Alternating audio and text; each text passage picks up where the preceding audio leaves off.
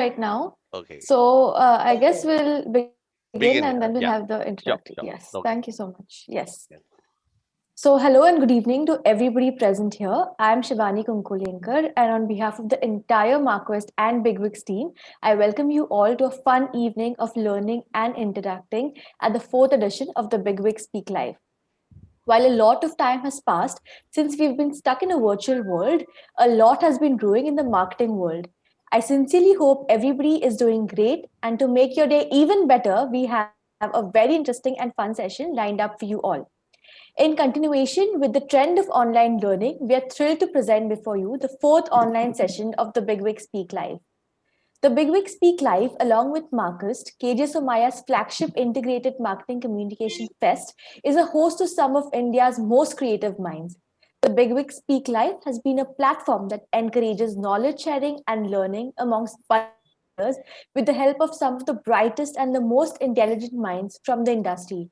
We take great pride in hosting some of the most respected professionals in the industry, such as Mr. KV Pops, Dr. Ambi Parveshwaran, Mr. Anil K. Nair, and the latest speaker, Mr. Devaya Bopanna, to name just a few.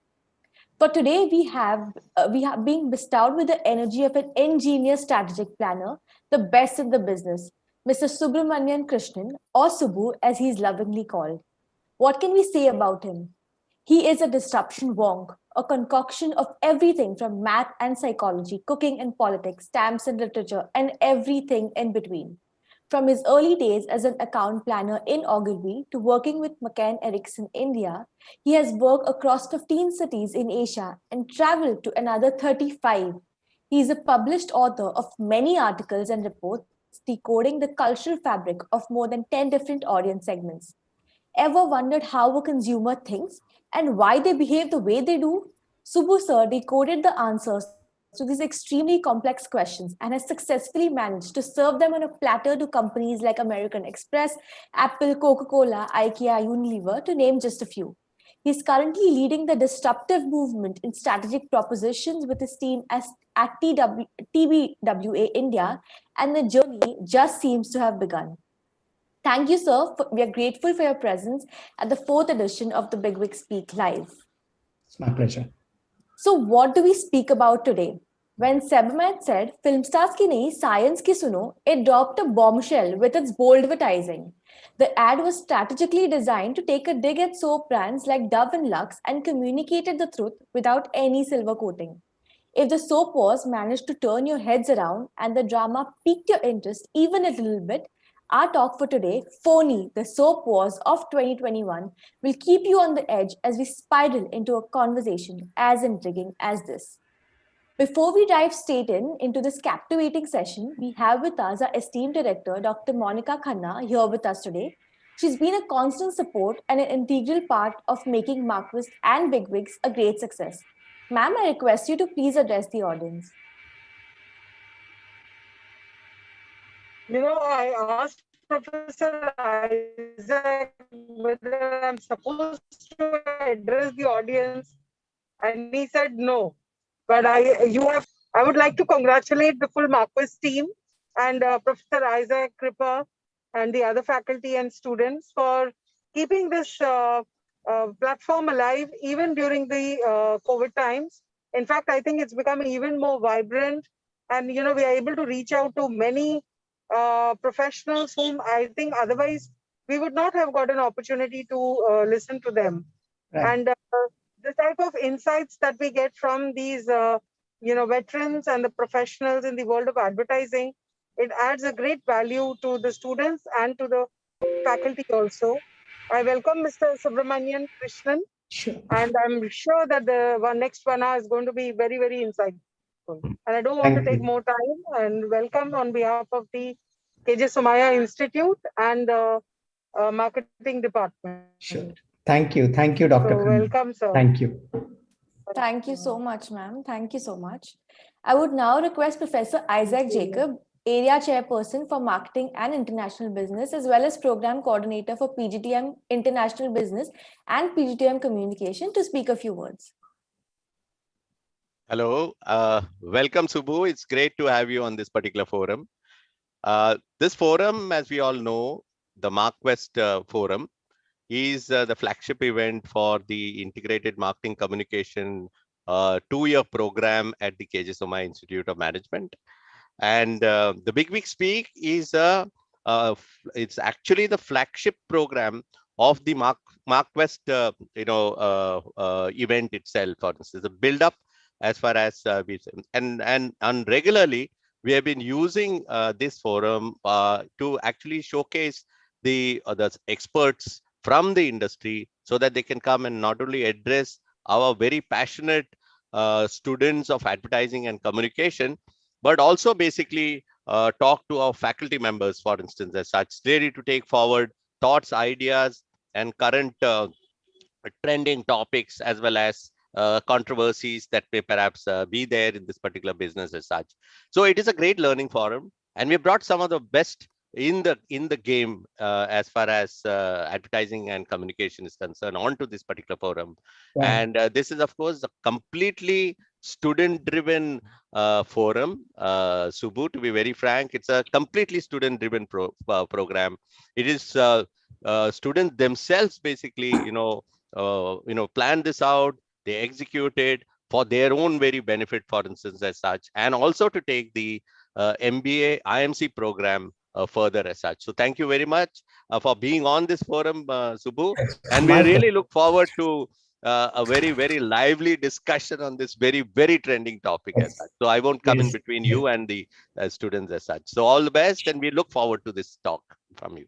Thank you. Thank you. Thank you. Thank you, sir. Thank you so much. We also thank our esteemed faculty members, Dr. Krupa Rai, Dr. Neha Gupta, and Sir Ralston for being present here to support us and participating in this very fun session that is about to begin. And now, without any further ado, let us begin this fun interactive session with Subbu sir. We know we're going to delve into a whirlwind of conversation today. Sir, the floor is now all yours. Thank you so much. Thank you, Shivani. Before putting it on the creative. Thank you, everyone. It's my pleasure to be here, and I hope the movie is as good as the trailer, because you guys have set up a really high bar in the way you set it up, and I hope I live up to the expectations. So without further ado, and because a lot of this is tech enabled, I want to make this interactive. I want to make this conversational. So I've given some natural breaks in the presentation itself, where we will open up the floor for your points of views. So what I'd recommend is use the chat box as much as possible. Keep thoughts flowing between all of you while I'm talking, just the way you would when you're watching a Netflix movie in family mode. So do that. And, if there are any questions, park them in your chat box, or when we get a natural break, let's take them up. So that's how we would make it interactive as much as possible. And obviously there is some time for a Q&A at the end. And I hope we've roughly got about an hour and 20 minutes. So we hope to stick within that time period. I bet what will be is a busy Monday for you already, and it's the end of a hardworking kind of a day for all of you. So let me start sharing, if that's all right. Yes, sir, definitely.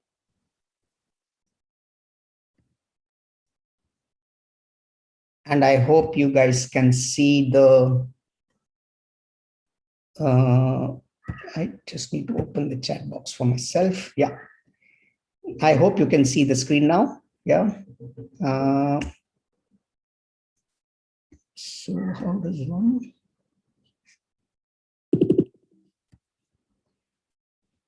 Yeah, you can see the first slide. Just nod. Yes, sir. Yes, thanks, Shivani. So yeah, when Krupa asked me for a title, she asked me for a bio, she asked me for a photograph, and then she asked me for a title, and it was tough. Because if I just said Sebamed versus Lux, that's the world's most boring title that you can think of for such a session. And yet there had to be the word pH in it somewhere, right? Because that's what the whole game is about this whole pH thing that has been brought up. So I thought of it, and it struck me somewhere in the middle of the night, actually. So The email was at around 2 o'clock in the morning when I thought this is the title that we want to go with. But it gives you a sense of the soap wars. and at the heart of it is really the idea of a challenger brand. And how do you challenge market leaders? And what do you do to successfully challenge market leaders?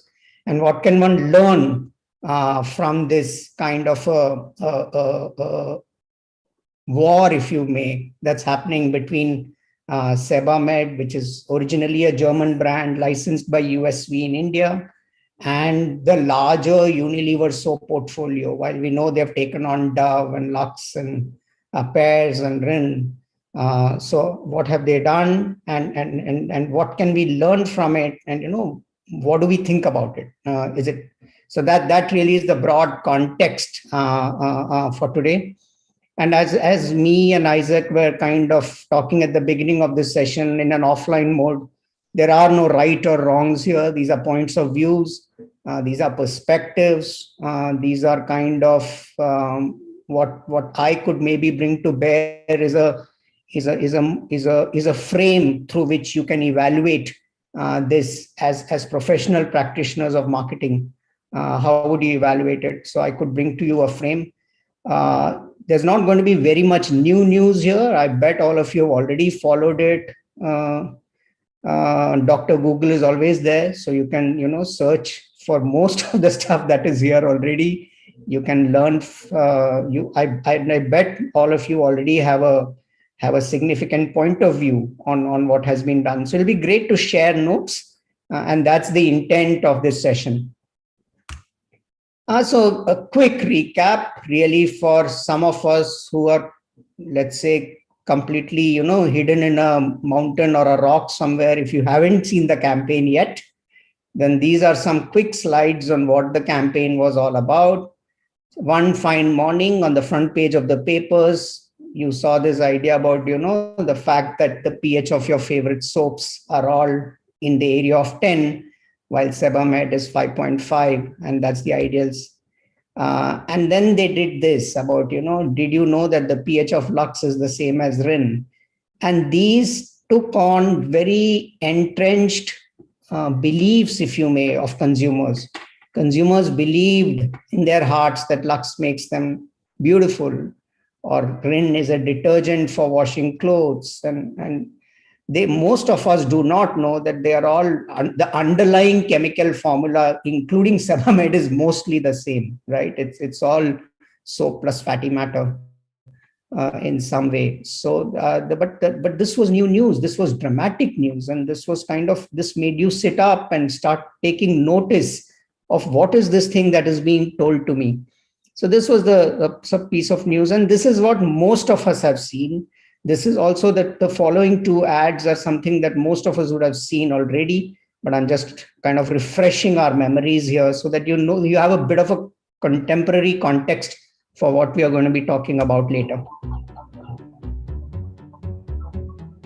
वो जो दूध जैसा सफेद साबुन है ना, उसका pH level पता है कितना है?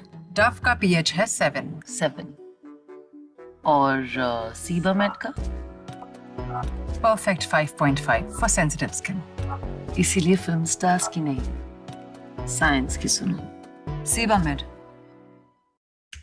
And they did one more, which was taking on Lux essentially. Film stars के ब्यूटी सोप का पीएच लेवल किसके जितना होता है?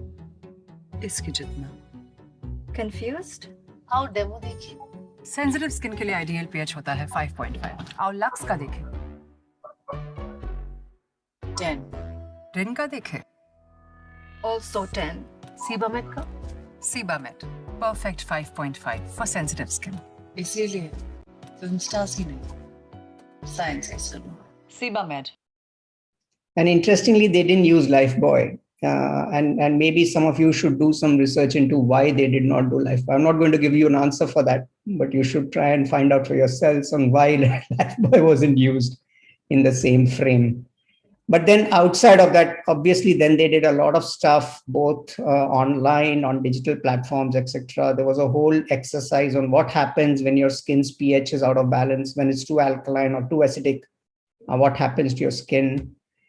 They went about educating people on the pH scale and what pH means, because for a lot of us, this is Greek and Latin, right? If you're not a student of chemistry in your school, then you would highly unlikely that you would know what a pH is. So they went about talking about pH and talking about and giving it a context for what is right pH, and they tried giving it similarities to what is the right optometrics of it, etc.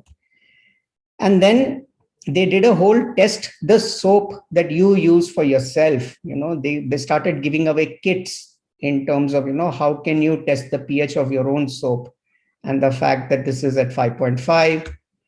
And it's important for us to learn this, because they didn't just stop at that one ad and those TVCs. They have tried to take the customer along the full journey, not only do the provocation, but after that, explain the science, talk about the science, instigate you to try it for yourselves on your current soap, and then explained how Sebamed is not like your current soap, right? So they did the whole literature around it, the 3 steps to check the pH of your soap, what is the pH scale, and how does Sebamed kind of work on it.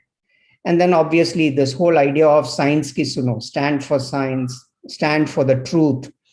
And this is one thing that you would see is common across challenger brands. They are all flag bearers of the truth.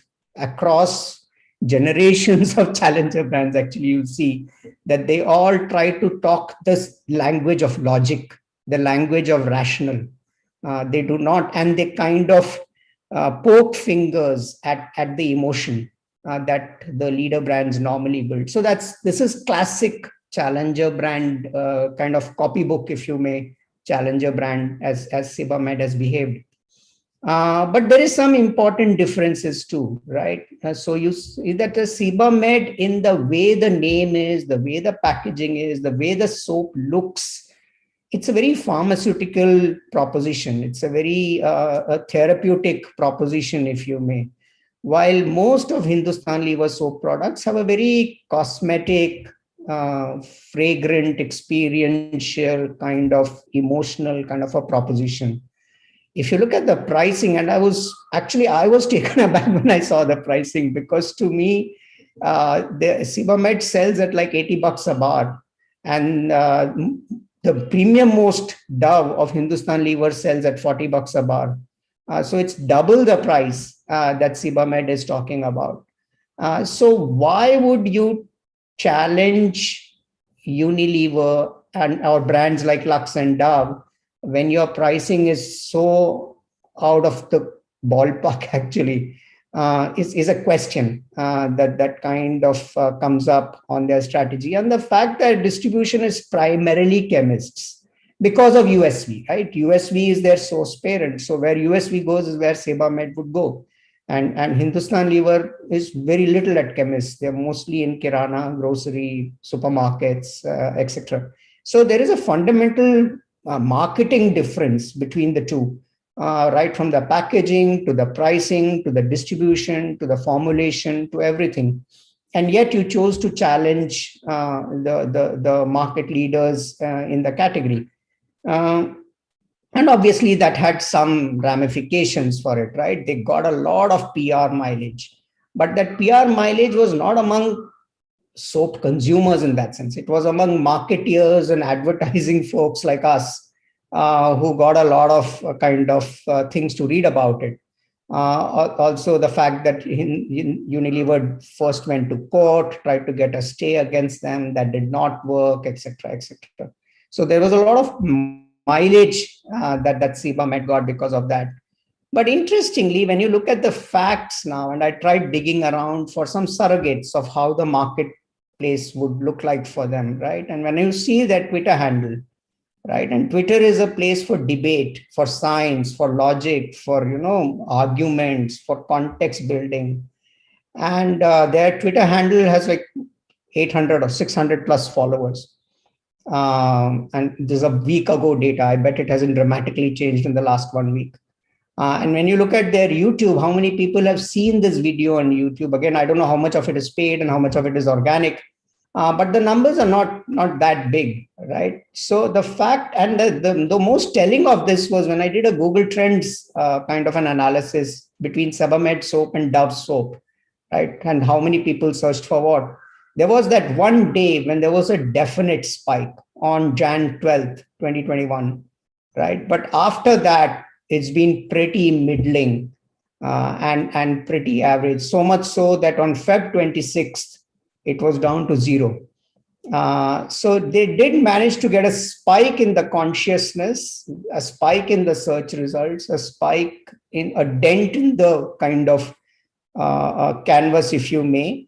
But did it translate into actual behavior change is something that is something that we can all discuss about, which is really where I wanted to have this first segue into, what's your first impressions? What's your instinct?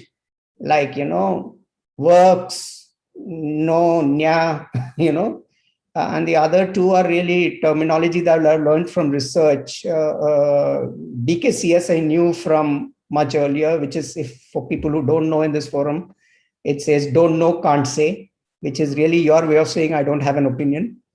And the other one is TSTT, which is too soon to tell.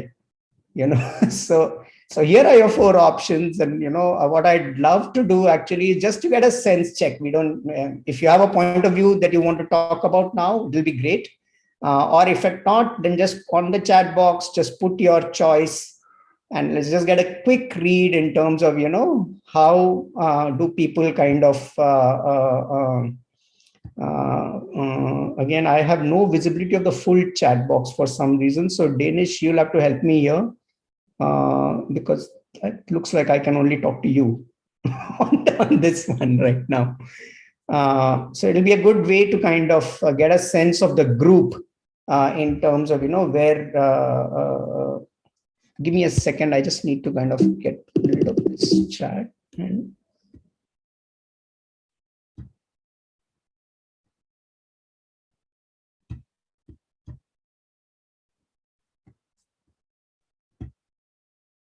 Yeah, everyone I got.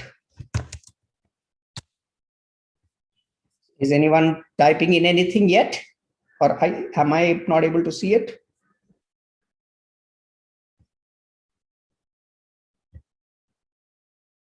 Yeah, I'm getting some early results in. And this is how classic qualitative research happens. The first few reactions will bias the reactions of the entire group.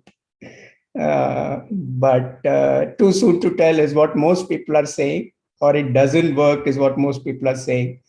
So that kind of, are you still able to see the screen? Yes, sir. Yes, sir. Okay, cool. So that's interesting to me, because it's not an easy kind of answer to give. Actually, too soon to tell is more or less correct, but it really then depends on what next steps will the brand be taking from here, which will determine its success. And that's where I think today's conversation between all of us will help, because we could give a frame for what could be the trajectory that this brand should be taking from hence on. As practitioners, what would we see it? Where would we see it going? Which is really where I think the next slide is very telling for me. Okay, that is as soon as I can go there.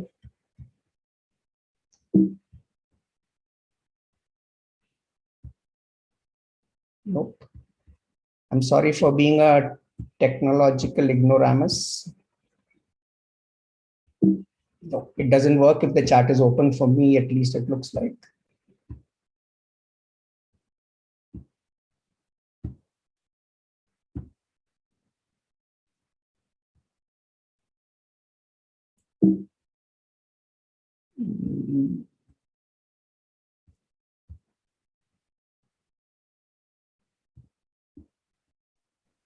So you can close the chat and share the screen again. Yeah, that's what I'm trying to do now.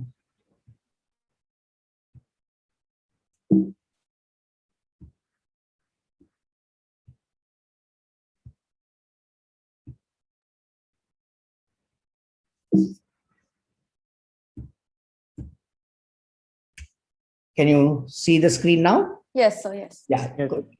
So to me, this 2x2 grid kind of defines to me what is the roadmap that any brand would take, and classically all brands fight for differentiation and fight for relevance, or in more human terms, they fight for love and they fight for trust. And there's no clear path in terms of how one proceeds on this. But to me, most brands, 95% brands are actually commodity. You have little relevance for them, and you do not think really about, think about them or think about how differentiated they are as a person. When you're a consumer, that's what happens to you. So when I ask you about a detergent brand that is being used in your homes, for example, you're going to have some point of view, but you're not going to have a dramatic point of view on, which detergent brand should be used. Or even more, what brand of dal should come to your home, or what brand of sugar do you consume. All these are largely commodities because they have little relevance for you in your current lives, and you do not think much about how differentiated they are. While for a different set of audiences, maybe that may be different. But clearly what happens as a challenger is true challenger brands establish both trust and love, right? And which is where I think the too soon to tell answer that most of you said, or don't know, can't say, is really to say that, you may have built some differentiation. You may have built some love, which is also not strictly true when we look at the Google Trends data. It's too soon to tell. But really the long haul of generating some trust for the brand and how it works for its people is yet to be kind of undertaken. So that was kind of one learning that I had when I looked at that data and when I looked at, what's happening with the brand in the marketplace. But then I thought of another perspective, which is really the why do we love the underdog so much? Right. And this is really for people like Isaac and me, actually. I don't know how many of you watch this movie. If you've not, I urge you to do it. Trishul is an Amitabh Bachchan movie of great fame. But again, the classic angry young man as the underdog is something that he's played repeatedly in movies. Or if you look at Slumdog Millionaire, or if you look at Kung Fu, or if you pull back and see any movie that takes your fancy, you're quite likely to see the hero as the underdog. And the question really comes to, why do we love the underdog so much, right? And this is where I think if at all I want you guys to take one thing away from today's session, it is this, that, marketeers see consumers as logical problem solvers, right? They see them as consumers. And at a slightly more meta level, we are all consumers of capitalism, right? And there could be a separate session some other day on, the benefits and evils of capitalism. But the idea that we are actually all humans of Vidya Vihar, we are all human beings. We are all people. We are all unpredictable evolutionary organisms, right? We all kind of go through a gamut of emotions in our everyday life. All of you are in a slightly different frame of mind right now as I'm speaking with you, right? You all have your own kind of contexts, your own backgrounds. So the idea about yet uniformly as human beings, not as consumers, keep that aside for a minute. And we'll come back to that. But as human beings, why do we love the underdog? Why do we love the underdog story? Has some lessons for us in terms of, what Sebamed should be doing, or how should we be evaluating what Sebamed is doing as we go forward. So the first thing on why we love the underdog, and this is purely my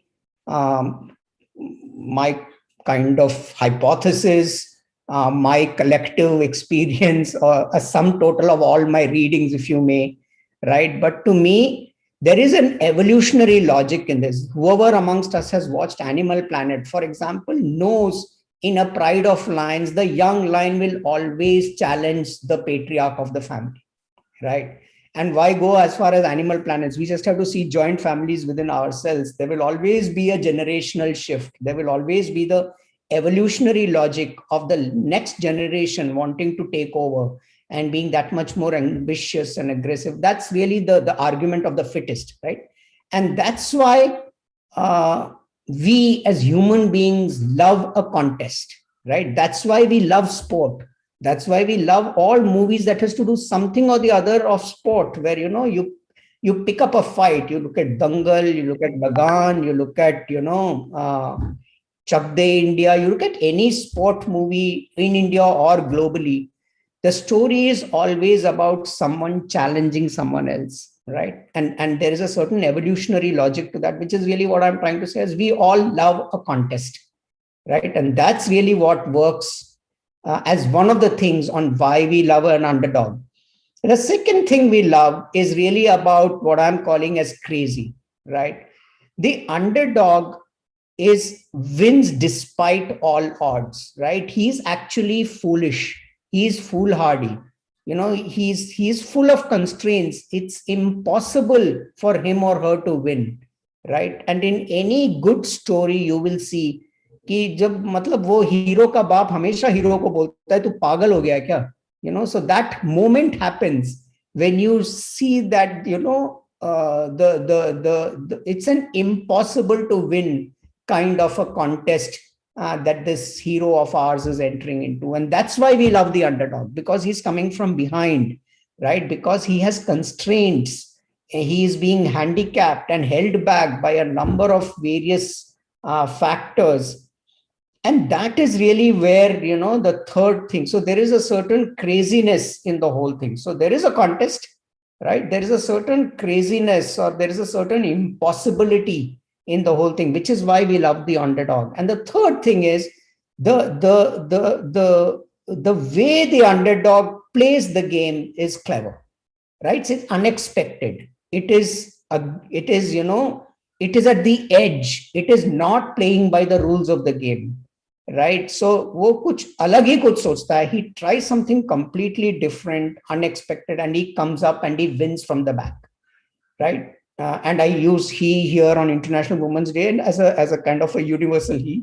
So whenever I'm saying he, please include she in it, right? So I'm not wanting to get into that debate.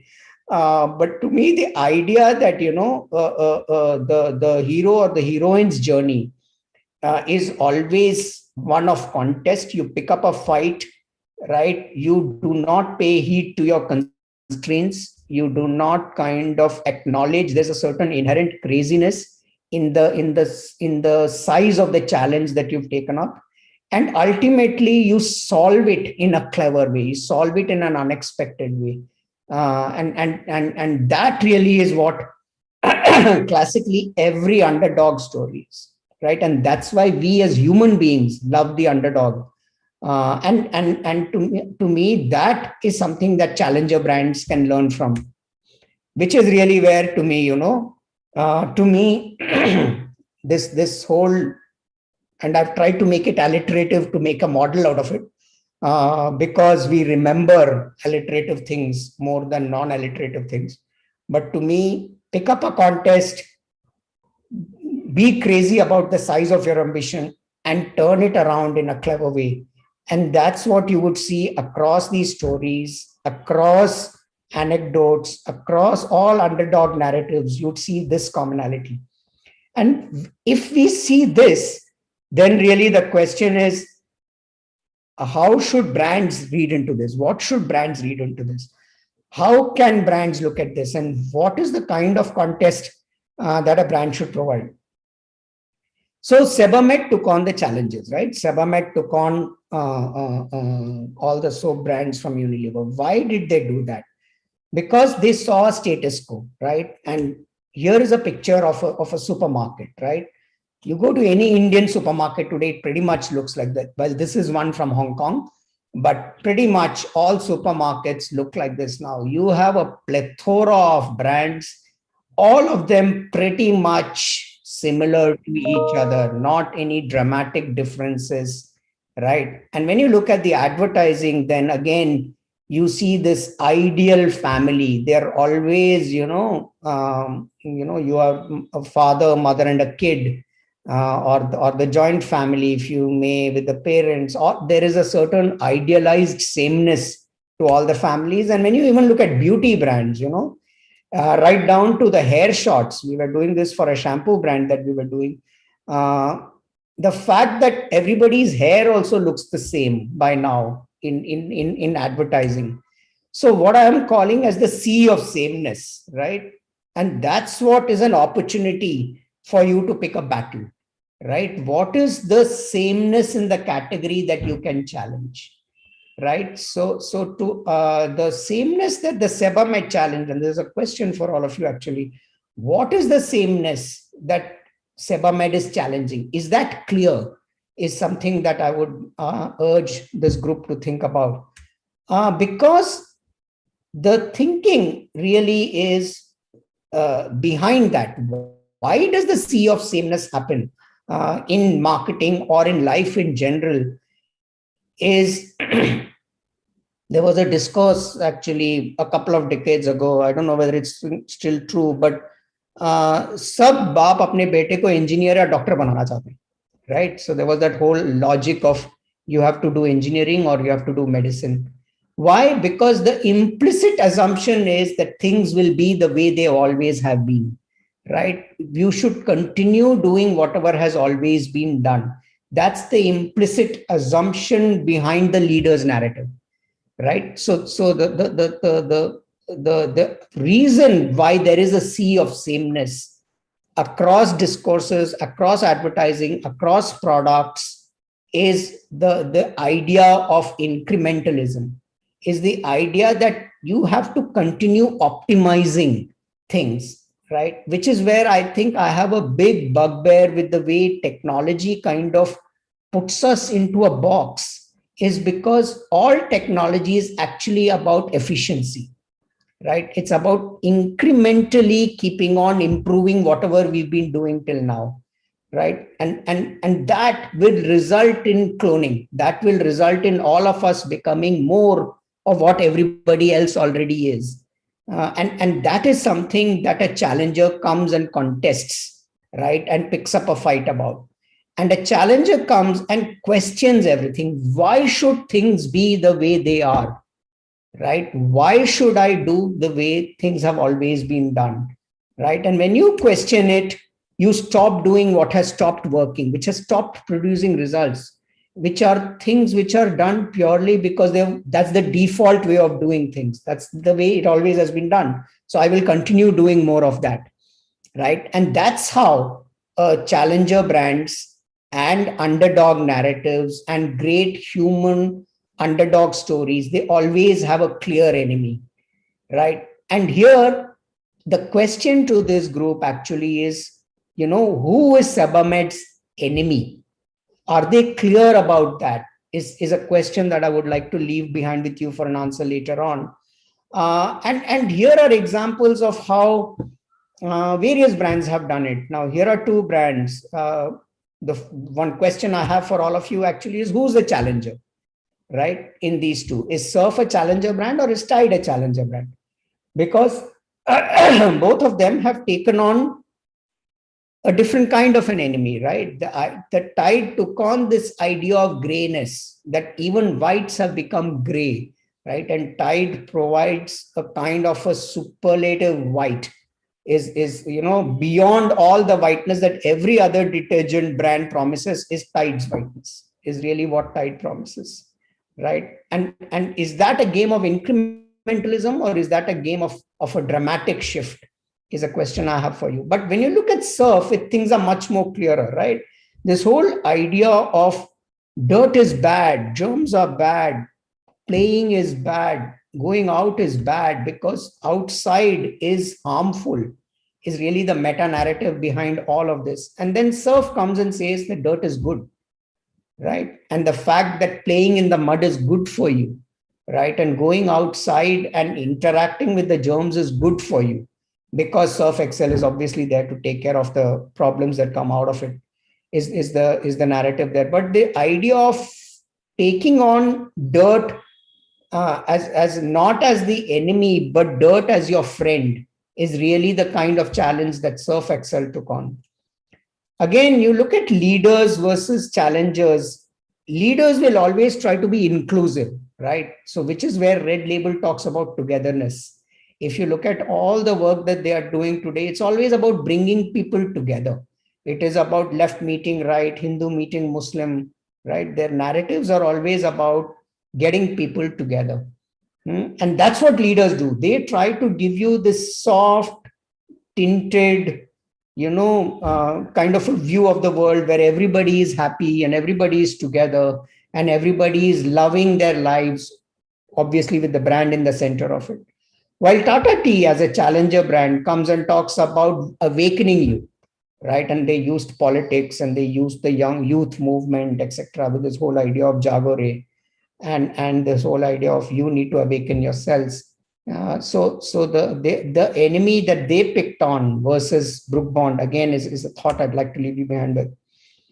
And here is another interesting one. If again, all of these are really trying to tell you that how did Tata Tea in the sea of sameness of all tea brands take on Brooke Bond? Or if you take the previous example, what did Surf do? Or here, for example, what did Patanjali do when they took on Dabur? It was not as if Ayurveda was not a concept before Patanjali, right? Dabur, Hamdard, even this one, Himalaya, a lot of brands were promoting Ayurvedic concepts earlier. But they all came and put the sheen of modernity and the sheen of sophistication. While Patanjali came and, took a very hardcore view of what Ayurveda is and a very kind of, unadorned view of pure Ayurveda that Patanjali took. So again, their enemy in some ways was this whole idea of modernizing Ayurveda, right? Versus giving Ayurveda in a pure form is what Patanjali did. And obviously there are lots and lots of advertising examples. Here, I don't need to talk to any of you. There is enough and more which has been, but this one is a particular favorite of mine, Virgin taking on British Airways. And the interesting thing here is that why I put this example in this deck is because Virgin took on British Airways at a product level, right? They fundamentally re-engineered their service offering to kind of challenge the sameness of the airline first class experience, right? And a couple of decades ago, actually, when there was this entire thing about, oh, they have massages on board and they have a liquor bar on board, and the fact that they give you such exquisite service that a British Airways cannot. So they reframed the British Airways service offer by looking at the product itself, which really brought me on to this thought that, you don't need to challenge the leader only in communications. In my mind, that's actually the last thing you should be doing, right? The most successful marketing are those which challenge the leader at a business level, which is really where, if you look at what an Airbnb has done to the entire hospitality, hoteliering kind of an industry, is that they've challenged the idea of tourism versus traveling, right? About this whole idea of don't go there, belong there, right? The whole idea of don't be a tourist, be a traveler is something that's at the heart of the business model of Airbnb. And that's how they have kind of challenged the sameness of, or the cookie cutter experience of any hotel. At a product level, for example, what an Apple does repeatedly is really come out and at a product level, make it so much more mesmerizing for you as an audience that you just can't go back to anything else once you've lived on an Apple experience, right? And that's how Apple kind of challenges the norms of the industry, if you may, right? At a marketing level, again, closer home, you've seen Royal Enfield and what Royal Enfield has done to two-wheelers and the two-wheeler category. which was largely being driven by value for money and mileage and the whole 110 cc kind of a kitna deti hai kind of a logic, right? And obviously with shades of masculinity on it, but largely talking about a value for money proposition. And then Royal Enfield comes and just talks about pure mardangi, if you may, at some level. And then there is Red Bull, which kind of comes and talks about extreme adventure in a world which is kind of talking happy, everybody's happy and everybody's in this kind of middling level of excitement.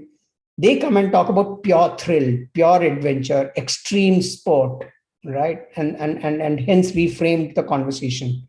So in all of these things, what you're seeing is that the brand identifies the enemy.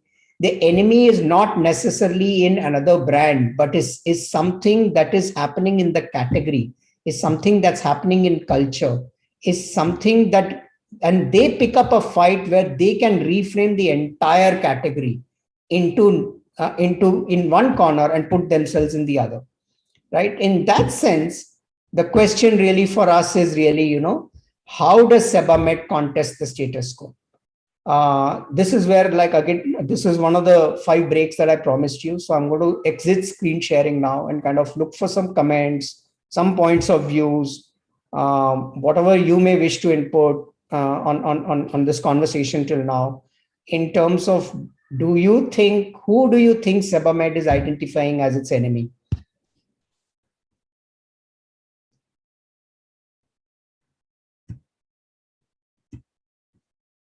Somebody's got to raise their hands, or we had, who? I'm sorry, Shivani, did you say there was a MC for this? Yes, sir, but right now I don't think we have any raised hands. Okay, good. There are a few comments in the chat though. Sure. So Tanvi is saying it's the same habit of lying and fooling consumers. That's one. Hey. And our professor Brajesh Bolia is saying it's challenging the brand clutter. Right. So to Tanvi, actually, it's a small segue. I went to this school students and talked to them about responsible advertising. And in some ways, there is an inherent kind of a dichotomy there. I can appreciate that. But it's not about, here I speak on behalf of the advertising industry and the fraternity and all that. But to me, it is about compelling you with, inspiring you with a point of view that you wish to belong to, right? Obviously, the product has to deliver. The product has to deliver its benefit. It has to do what it promises to do. But the idea of making it inspiring for you, making it something that kind of gives you a higher goal to reach out to, is something that every brand tries to do. And that is what brand love is ultimately, right? Now, you may not love a detergent brand, but if I ask you which phone are you using, and if I ask you why did you buy that phone, obviously there is the logical side of it. Obviously there is the rational side of it. But as I told you earlier, the one point I want us to take away from today is that, ultimately as human beings, we are all bundles of emotion, right? There is actually all truth is post-rationalizing some emotion or the other that we have. And to me, as soon as we realize that and recognize that, brands are really vehicles to deliver those emotions to us. So we buy a shoe because we want to believe that we can perform as well as that athlete, right? And obviously the shoe, Nike, has to deliver a good shoe, and it has to work, and it has to help you run. Does it promise you to make you the athlete? No, but it promises you to want to reach out and put that effort as much as that athlete did, right? And that's really where, to me, advertising works. Great advertising works because it kind of compels you to kind of listen to what is inspiring you. And that's what example after example you would see. Sorry. So, sir, that was basically the answer to what is the sameness that Sebamed challenge. So people have this perception that all the brands lie to them, fool them. So that is the sameness is what Sebamed challenge. That's what I was saying. Sure. Yes, and the cosmeticity of it. See, the idea is science ki suno kyun bol rahe hain wo, because what they are challenging at some level is the cosmeticity of the entire soap category. Yeah. Right? Cosmeticity is superficiality, and it is lying again is an extreme word, but to me, it kind of promises you a sensorial experience, right? Which is a kind of, see, the people have bought Lux and will continue to buy Lux, right? Because the sensorial experience of Lux is great, right? And Dove is soft, and Dove is a great soap, and it works very well, especially for people with sensitive skin. And I bet Sebamed also works. So they all, at a base level, they all deliver their premise. But what they do over and above that is inspire you in some ways. And that's really what Sebamed is challenging, right? So the question then is this the best way to challenge that notion? Right? Coming up and saying the pH of your soap is the same as that of a rinse detergent, is that the best way of challenging the superficiality or cosmeticity of the promises that soaps have been making to you? Right? That really is the provocation that I want to leave with you. As I said right at the beginning, no right or wrong answers for that, but at least I believe that the sharpness of the Sebamed proposition and who they are challenging is yet to be kind of explored fully, and that's what I believe will be one of the things that they will do as they go forward. Excuse me, sir, I have something to say. Sure. But don't you think the type of advertising and communication that's happening, it also reflects, it's also cyclical in nature, like when a product like soap, when, the first advertisement, if you see about Nivea and all, maybe in the 1920s and 30s, they spoke about the features of the product, and then, the layers were added over it about cosmeticity and all. And now today, the entire cycle has come back and talking about the product again, Right. So it also reflects, the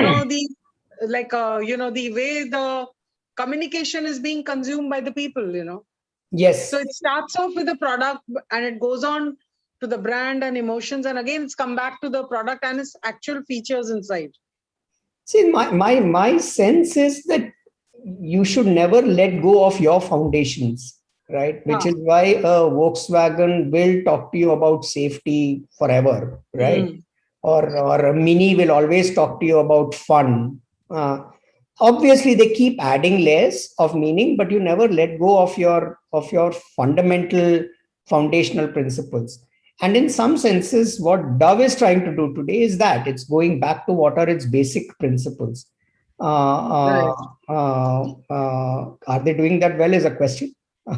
But to me, you're right. You're right that, it's not strictly cyclical. In my mind, it is additive, right? You start with a strong product proposition, then you add on layers of meaning.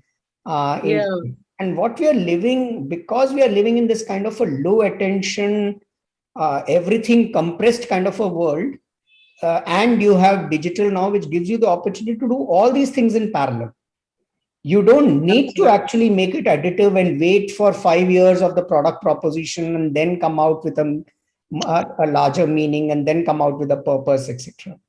But to me, the Simon Sinek kind of a model on, what is the why? What is the core purpose behind your doing this thing? If that is well articulated and that's something that you stay true to, then you have a kind of a proposition.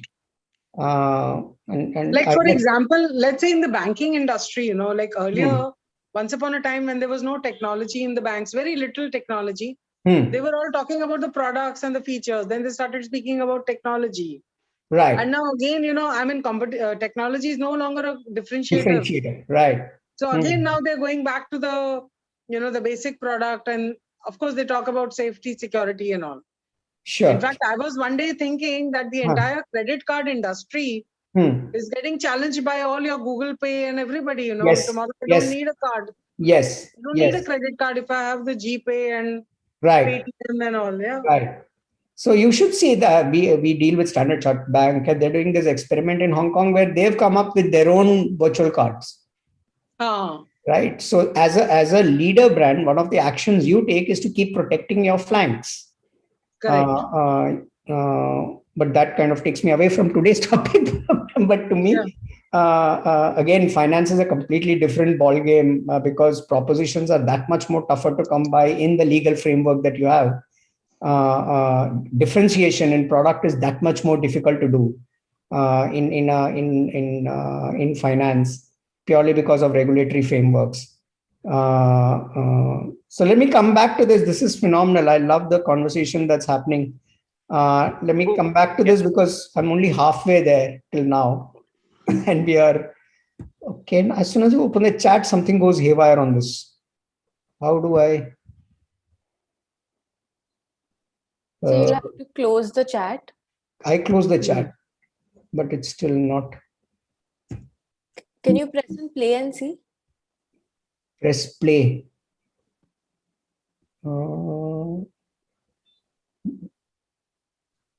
Let me just do the new share. I think that's the easiest thing to do.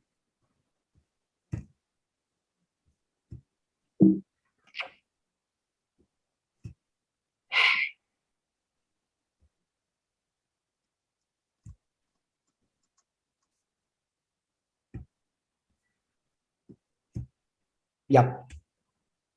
Yeah. Yes, working. Yeah. So that brings us to the second point about, you have to be crazy in your head. You have to kind of, be foolhardy. And the trick is not to play by the rules of the leader, right? But to me, the inherent craziness is important. Interestingly, I came across this as a just a thing to leave you behind with. For all Star Wars addicts amongst us, I am one. The cost of each Star Wars film went proportionately up over every subsequent film, and the revenue went proportionately down.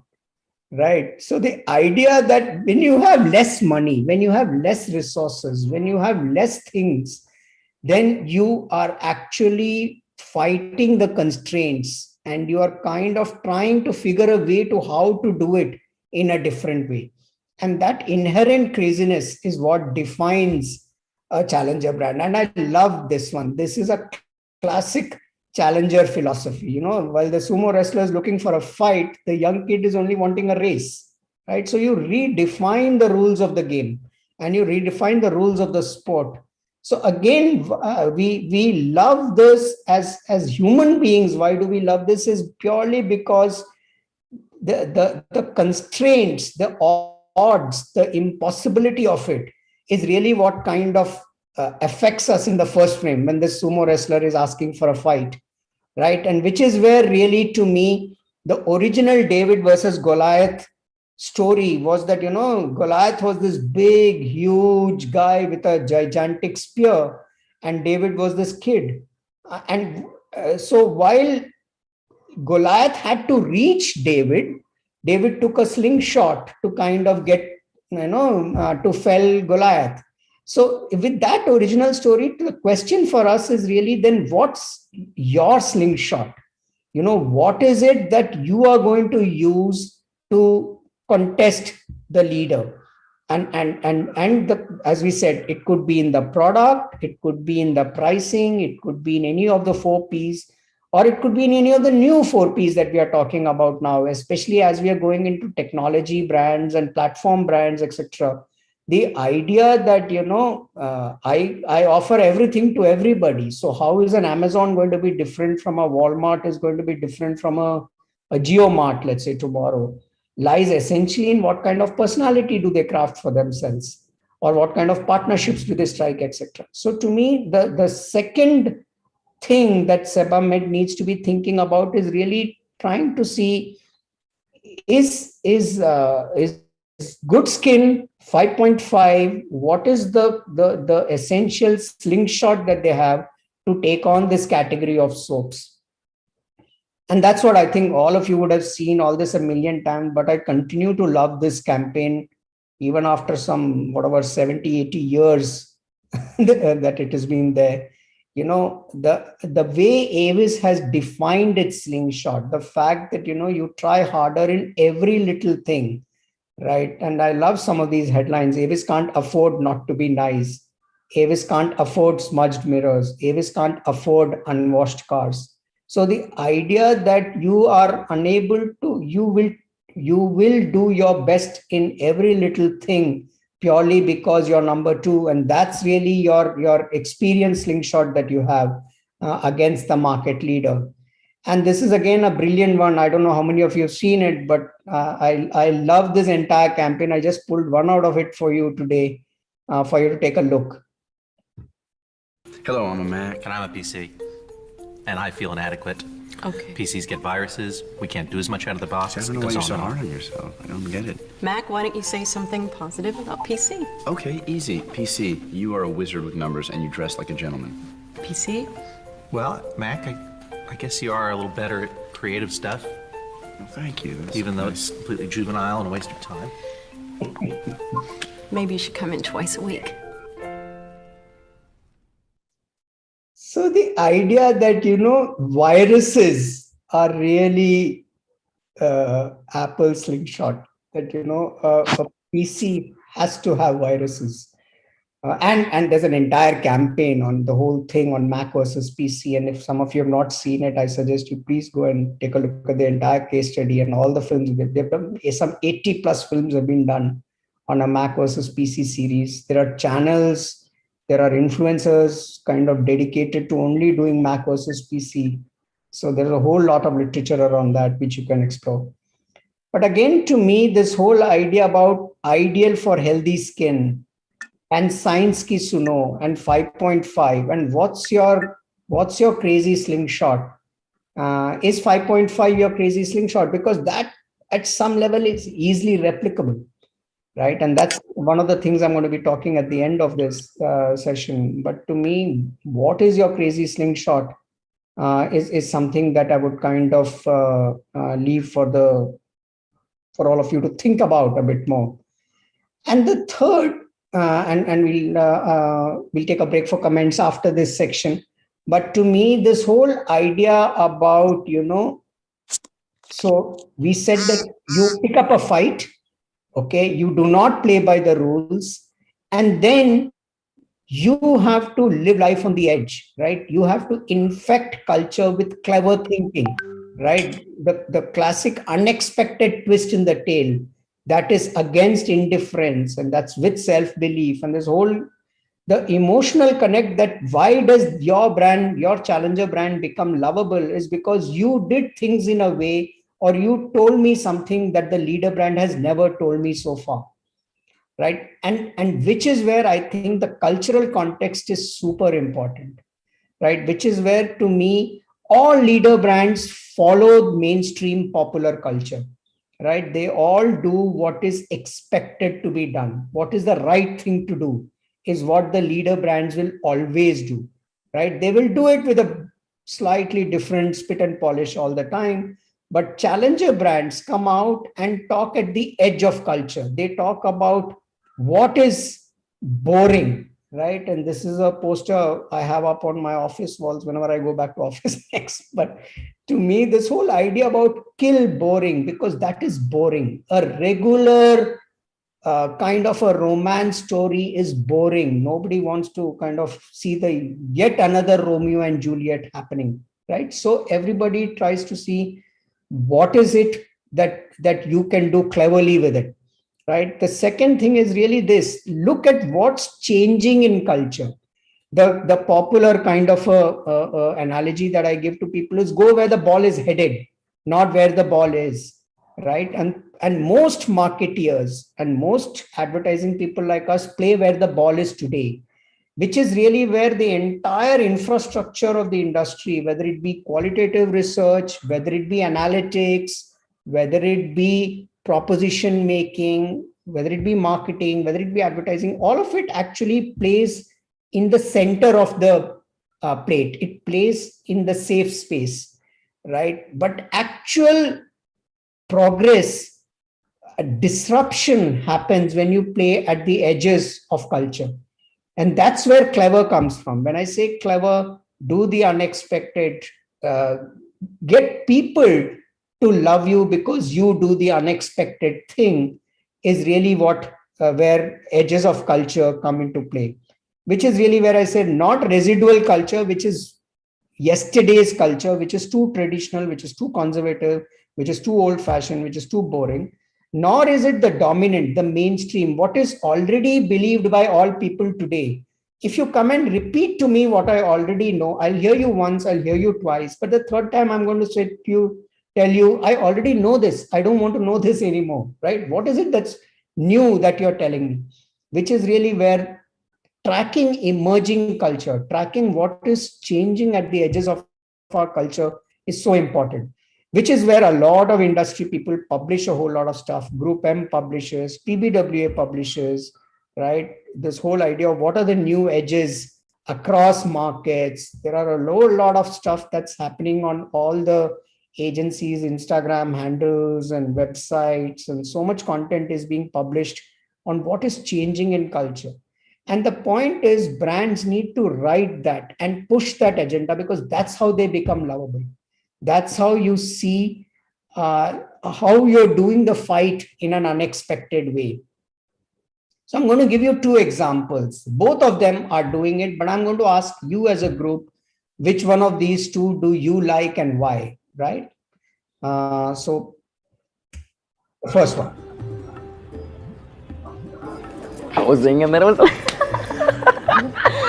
अच्छा सुन तुझे कितने मिले 78 mechanics में कितना मिला तुझे 89 मैं set हूँ इनफ यार बस करो ये इंजीनियरिंग टॉक्स क्यों भाई क्या चल रहा है भाई बहनों में हाँ?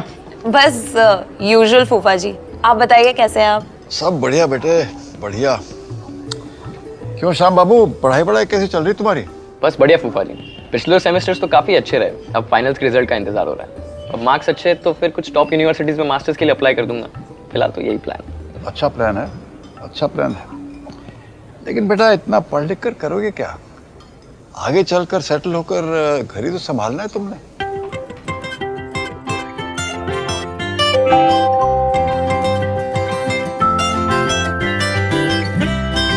और लगाना हमें भी लगता है So that was one, and here is the next one.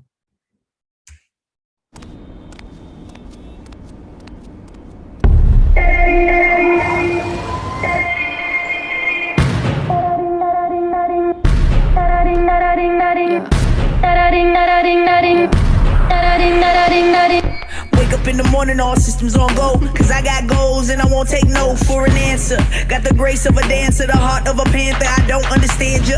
It puts in your vocab, I cannot quote that. I want this so bad, I cannot go back. I cannot back down, I will not give up. You versus me, huh? I say good luck. You don't want this problem, cause I don't do it unless I go full throttle. And I might throw it on Instagram, just to show you what the difference is. For instance, I'm up with the roosters, outrun the runners, outshoot the shooters. Look in the mirror, hey girl, let's do this. My only competition is myself. That's why I keep some trophies on the shelf. Never lazy cause it's bad for my health. Da-da-ding, bada boom, bada bing. Now let's go. Let's go. Let's go. Let's go. Let's go. Let's go. Let's go.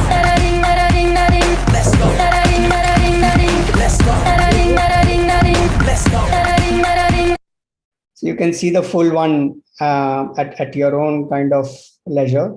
But what I wanted to ask really was, now put yourselves, don't think of yourselves as practitioners, as advertising, marketing students, but as just people. And which one do you love more, right? And why do you love it, right? And both of them have their own reasons, right? As the refrain of this meeting from the beginning has been, there are no right or wrong answers, but one of them plays at the edge, right? It promotes a narrative of women which is bold, which is very refreshing. While the other one obviously also does the same thing, but it does it in a way which is a bit more inclusive. It's a bit more, bit less abrasive, if you may, right? And here is one, this is again one of my favorites, purely because I was a part of the team that did it. But let me play this to you, just as to tell you how to play at the edges. वो कहेंगे sir झुकाओ, झुकाओगे? वो कहेंगे धक्का मारो, मारोगे? भाइयों बहनों, अब वो सब नहीं चलने वाला। बदलना चाहते हो कि नहीं? तो जोर से बोलो, कार लाओ, बेकार। वोट दो, taxon, very go. So again, there was a whole series around that, but the idea that, you know, you take on a Maruti and you kind of talk about change in an interesting way. So this is where, again, I'd like to take a break now. 2 questions that we asked, you know, what is the constraints that Sebamed is kind of pushing against? How are they showing crazy? And is Sebamed actually clever in a culture kind of a way? Are they pushing at the edges of culture? And this is where I'd like to again open the chat box and see and ask you for your views now. Oh, lots of comments here already.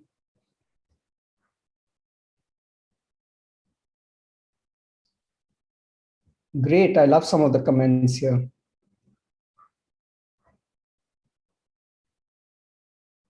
So again, to me, Biba, a lot of people have said they love the Biba, and I bet you do, right? Both of them are incredibly good pieces of communication.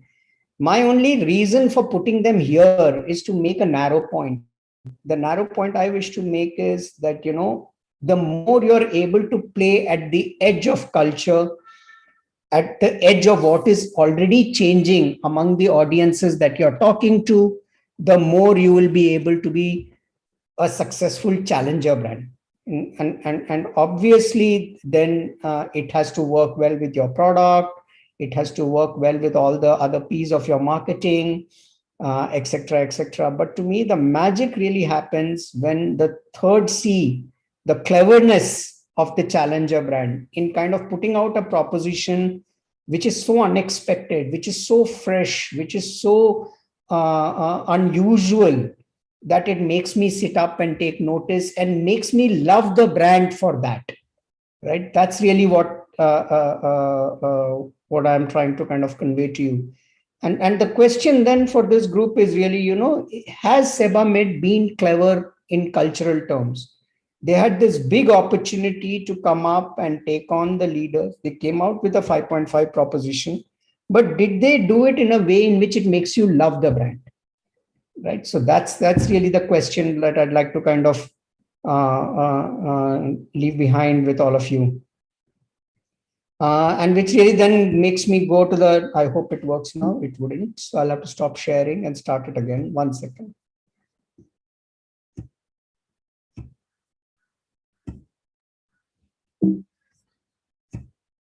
That's the trick.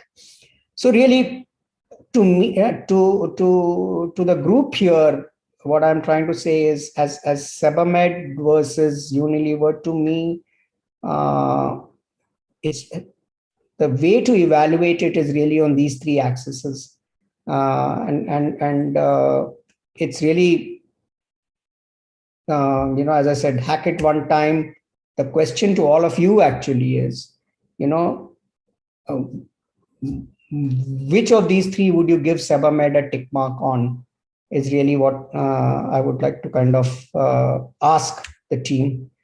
And then when you hack it the second time, and this is where, you know, this is not new learning. This is just a frame that I have given, but there is an entire book written called Eating the Big Fish. For anyone who's interested in reading Challenger Philosophy, it's by Adam Morgan. A lot of free PDFs are available online in case you don't want to buy the book. But to me, the idea that, you know, again, Adam Morgan comes up with these 5 principles. right? And which are largely the three that I am talking about. But the question to you as a group is, when you think about these kind of narrative, when you're forming your own opinion about Sebamed and what it has done, to me, there are some things which they could have done better, right? And at least my personal opinion is, obviously they've identified the enemy and they've broken with the past in a very clear way. But have they forced me to reevaluate? I am not so certain about that, right? And when you say be tangibly different and keep innovating with the 5.5 proposition, they definitely have done that. But have they convinced me or overcommitted on that? Again, I sense that there could be some way for the brand to go on that. And in the last one, I think the cleverness of it, or the lovability of it, or the sheer, chutzpah of it, the gumption of it, how did they manage to do this? Or oh, how cheeky of them, or how lovable of them. That's not a response that I get from that body of work. And that's clearly, to me, a direction that the brand can take going forward. And the third hack actually is, when you go forward even one more time, there are various kinds of challenger brands, right? And again, I'm going to kind of just run you through these. I'm not going through details. Again, there's an entire a lot of material available on this online. I've just put some Indian examples against it. But to me, the way to look at a challenger brand is to see, how are you going to evolve your story from what you've already done. So I'm conscious of time. It's getting close to, so I'm going to leave you for some questions. I've prepared for one definite question, and I hope that you guys will ask it, because I have some slides on that. But if you don't, then I'll kind of, so it's a bit of I want to know what are the kind of questions you have on this session till now. Sir, I have this question that is looming in my head. Like how Sebamed took a position in the market, and it was amazing. It got a lot of eyeballs. But I have this question, like, do majority of Indian consumers really care about science? They don't. They don't, right? Which is why even when you deliver science, it has to be done in a lovable way. It has to be done in a way which seems clever to me, which seems to me as a human being, not to me as a consumer of soap. But to me, I should be able to say कि अरे यार क्या बात कह दी इन्होंने, है ना? तो वो नहीं हुआ. At least to me, that's my. But obviously, it's the first step that they've taken. They're going to take multiple steps in the future, and I hope they will continue down this path. And the next step, hopefully, will be to create that. It's not just science and 5.5, but about how this gives you healthier skin. Yeah. Does that make sense? Yes, it does. I have a question. Do you think one of the issues with Sebamed's strategy is that, I mean, if you look at the examples that you showed, like there is generally one clear enemy brand, but Sebamed took on a few together. So not only they reduce the value of the slingshot in their communication, which was already some kind of way, because you had to first at least convince that it's something valuable. And they also kind of reduce the effectiveness of the attack, because there were like 3-4 people they were challenging together. Right. That's one hypothesis, and that's one possibility for sure. If they're taken on only Dow, for example, what would have happened? For example, if they're not referenced Lux and Rin and Pears and all that. To me, however, the way to polarize a market, which is where the whole principles of the underdog that we spoke about in the beginning, you pick up a good fight. And the fight, if like some of you said, if the fight is against cosmeticity, if it is against this idea of beautiful skin, or of this idea of the sensorial experience, right? And you say that it's not about that, it's about health. It's about how healthy your skin is, right? And if you'd taken that as a stance, supported it with 5.5 and said it in a really clever way, right? Which there is so much of a health narrative happening in our society nowadays, right? Especially in these COVID times, right? Everybody's talking immunity, everybody's talking about, physical health, etc., etc. I bet they could, well, I haven't thought it through on those terms, but to me, there is a possibility of saying, go for something more substantive. Don't go for what is only cosmetic or sensorial. And in that sense, if you had taken on what a Nike did, or what a Biba did, or what a Mac versus PC did, or what any of those Virgin versus BA did, because at the foundation you had a 5.5 proposition, right? You had the 5.5 truth, but the 5.5 truth had to be kind of magnified in a way in which it makes me kind of sit up and want to love you for saying it. And hopefully that will be the next step that they will take. So to coming back to you, it's about, in many ways, it's actually about polarizing the entire market in your favor. It's not just about identifying that one brand, because when you do only the one brand, what happens is then marketeers speak to each other. They forget the consumer and they forget the person at the end of the consumer. As Aryan says, want to hate other brands. So it's not about actually, it's not the Unilever brand manager talking to the Sebamed brand manager and vice versa. You're talking to a consumer who's a human being.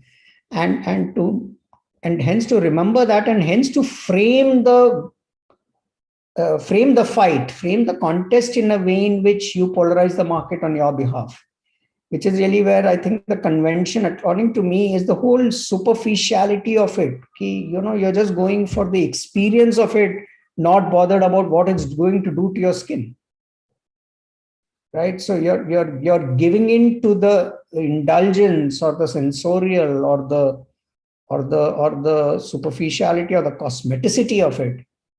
And while the whole angle on health and healthy skin is there right in your baseline, that would have been, in my mind, obviously it has to be done just as provocatively, it has to be done just as interestingly, but that's one trick that they could have done better or will do. As I said, these things are a journey. The pragmatic Subodh things, lots of things have really to come together to make one campaign. And the fact that they managed to pull this out, get all clearances, produce it, put it out on air, it's actually all credits to them. But now where do they go from here is really where I would ask them to kind of, think in terms of challenger brand principles and apply some of those principles. Yeah, thank you. What's the one sitter of a question that's waiting to be asked? Last one, and then I'll reveal the answer. How much time do we have, Kripa, before everybody gets fed up? It's another 10 minutes or so. Cool. The last call. What's the obvious sitter of a question? So probably if people will start to replace the regular soaps with Sebamed. Right, that yes, but to me, the sitter of a question is actually this.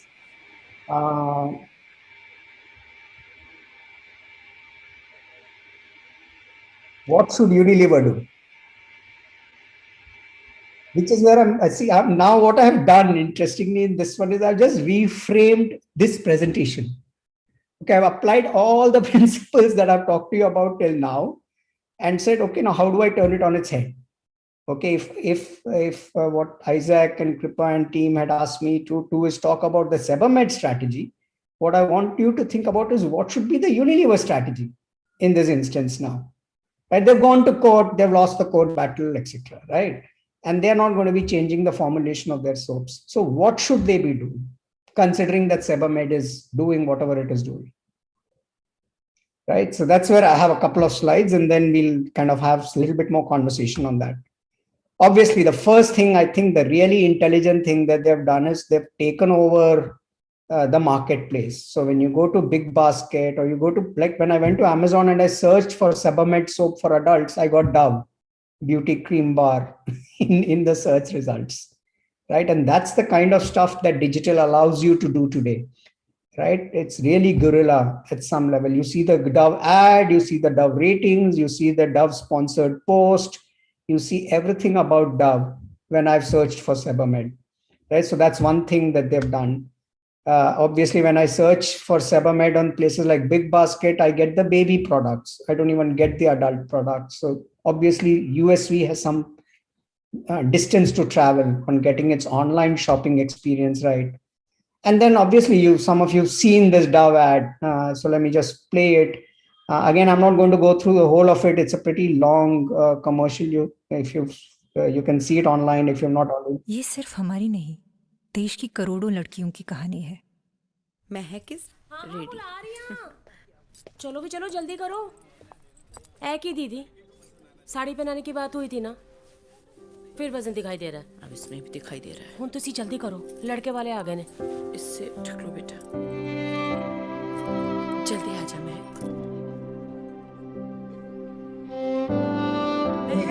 Moving forward, you can see the full thing. And at least I have a very strong point of view on this. I think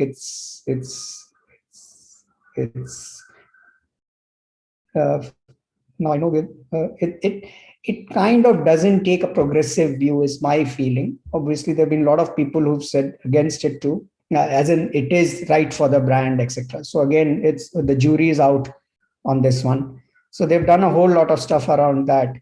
But I think, the fact that it's not easy being a leader, because small brands at some level have it easy because you can keep challenging. You can keep telling that the leader is wrong, right?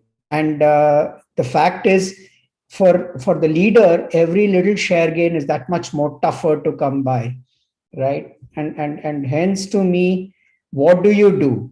So the first thing is actually do nothing, because as a leader, you have the distribution, you have the consumer loyalty, you have the awareness, you have all that. So one strategy would be just do nothing, right? And just ensure that the marketplace access for the brand is kind of throttled in some way. So that's one strategy that Unilever could do. Because after all this advertising, if I'm not going to be able to get the Sebamed experience for myself, what's the utility of all this, right? So that was one. Two is, I think, an interesting thing Unilever could do actually is just launch a variant under Lux or any of their 100 soap brands and just get a 5.5 formula under it, right? So, and what would then Sebamed do if Unilever were to do that? Is a kind of a Sun Tzu kind of thinking that one has to do on this. The third is obviously counterattack, which is the least strategic thing to do at some level, which is where I think the court case that Unilever did just gave Sebamed attention, which otherwise it would not have even got that much. But then it was almost as in Sebamed almost knew that Unilever would take them to court, is the feeling I have when I saw the work. It was meant for PR at some level, which is where I think this is something they should not do, but that's something they can.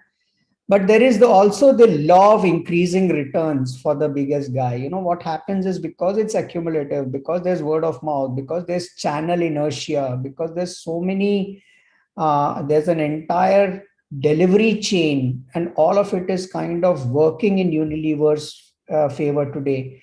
The challenger has to swim that much more harder than the brand leader, right? With much lesser resources.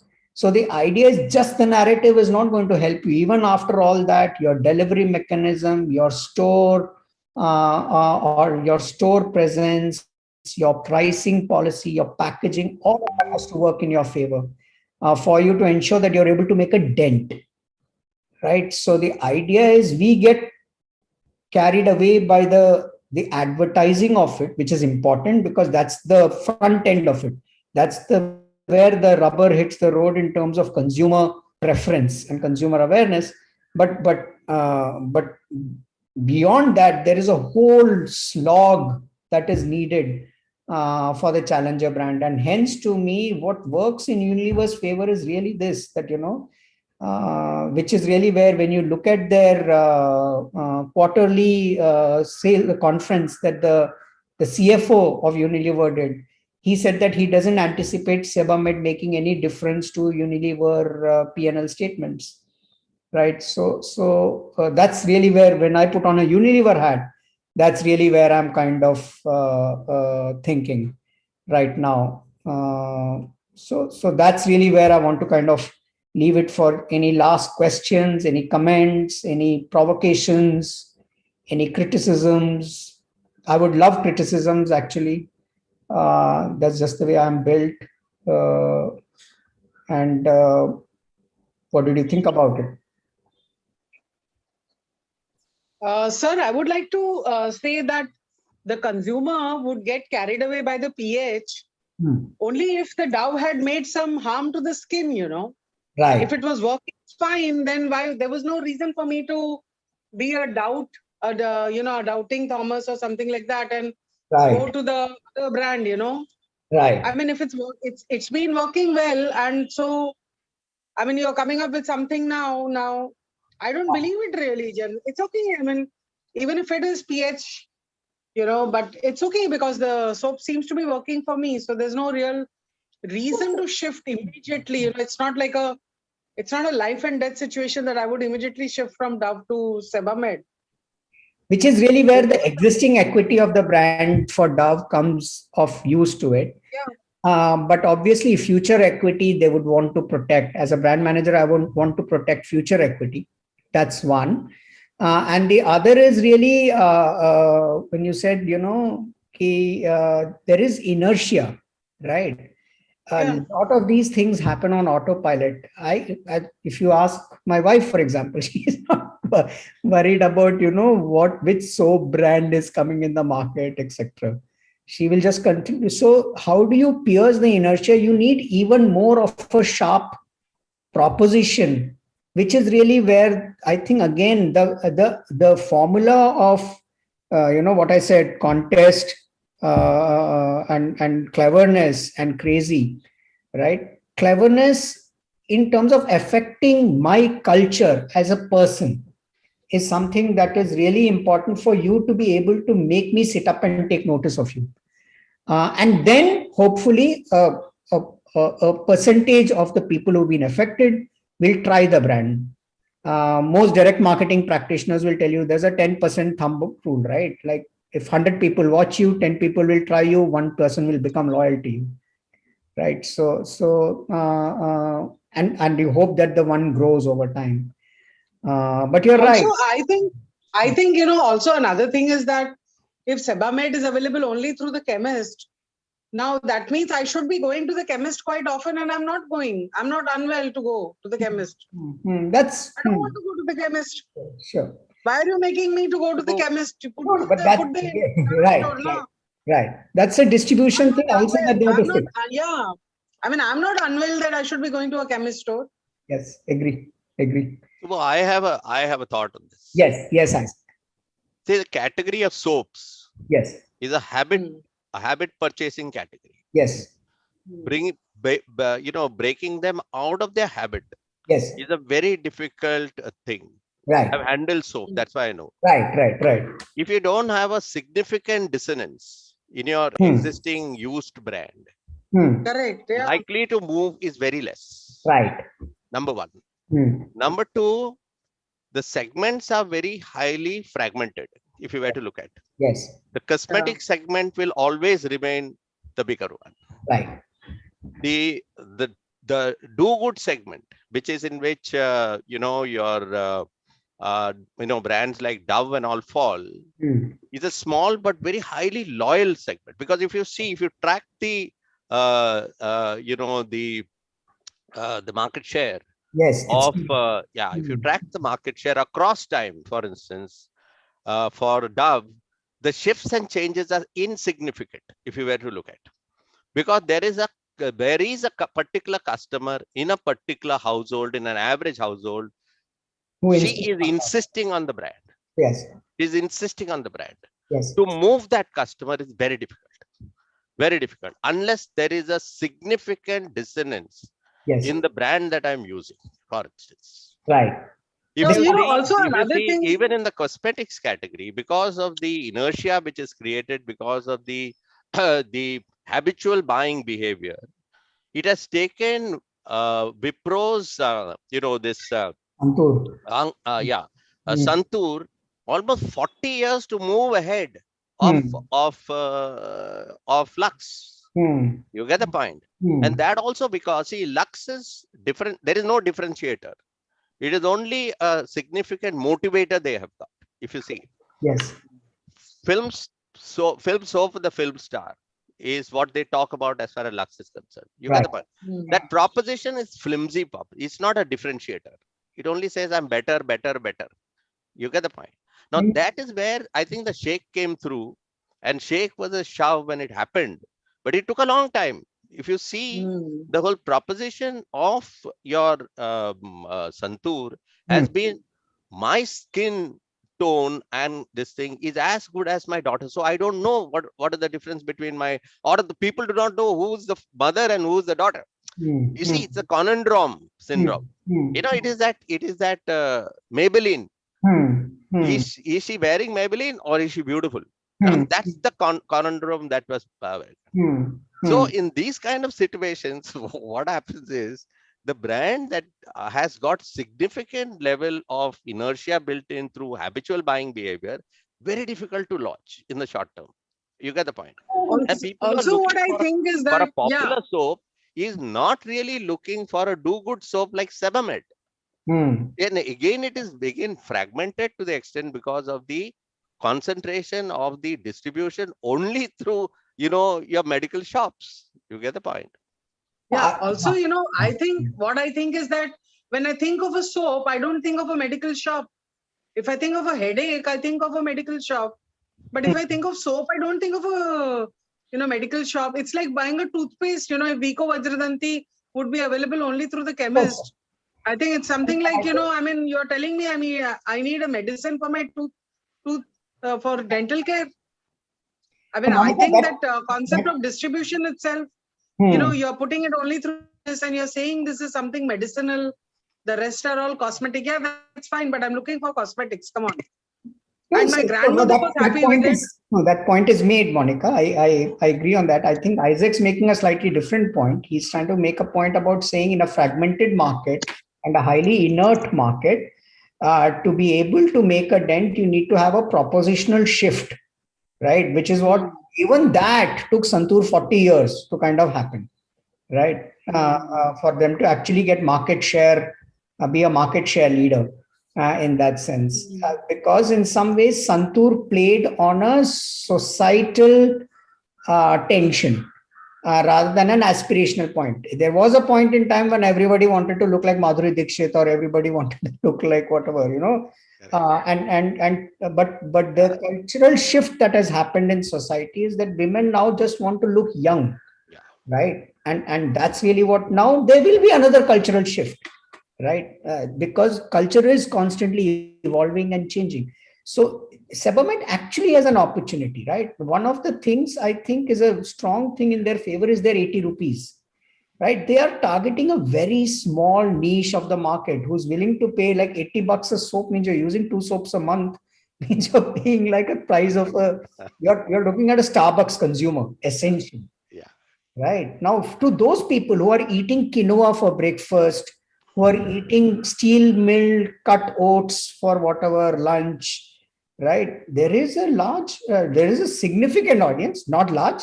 There's a significant audience there, but their narrative to those people, right? To people who go to Cult Fit and people who kind of wear Nike shoes and go for foreign holidays, right? There is an audience there who would want a health narrative, but the way to deliver it is not to say this is not Rin, because nobody cares about Rin.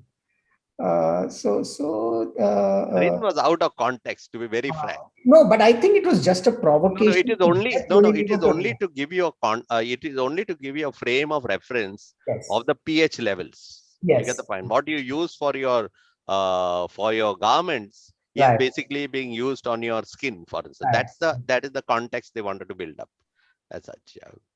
So, there was a sir, I guess way back, Dove had also used this litmus test all advertisement. No. Dove initially was a cosmetic product. In 50s and 60s in the US, Dove was always a cosmetic product. They used all the big names. And then it really turned the whole thing around in 91 when they said that we want inner beauty. And they talked inner beauty. And that inner beauty came through when they said that, because see, 97% of the world's population is not good looking.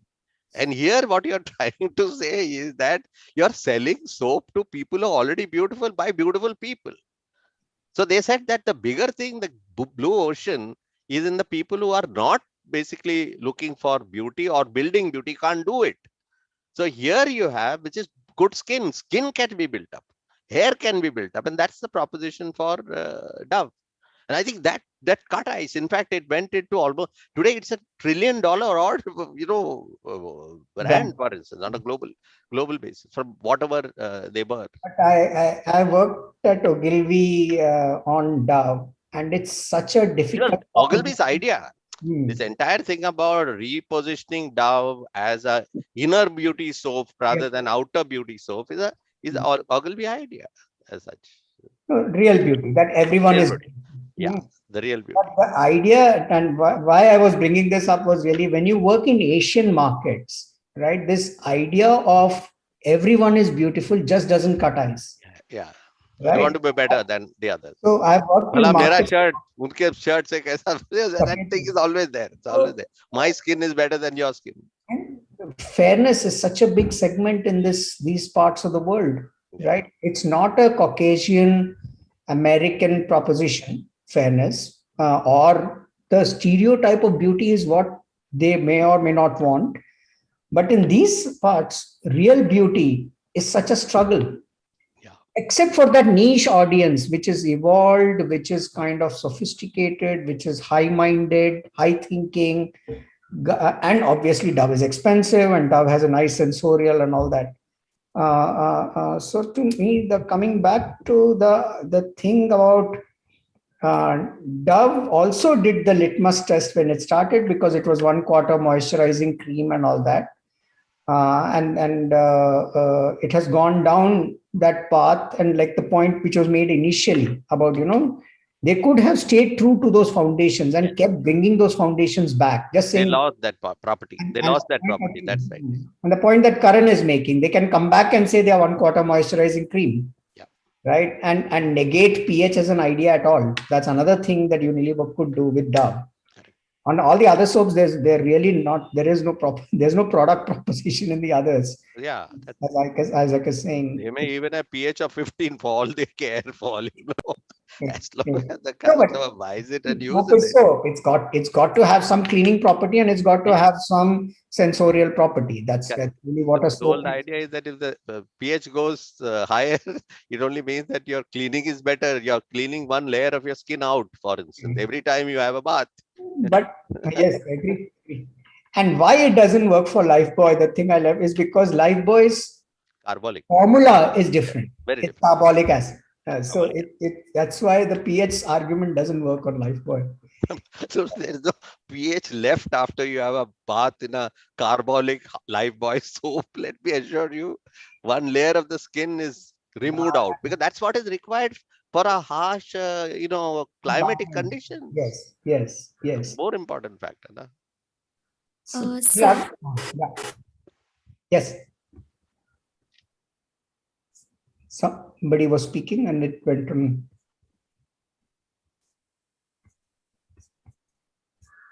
I think it went on.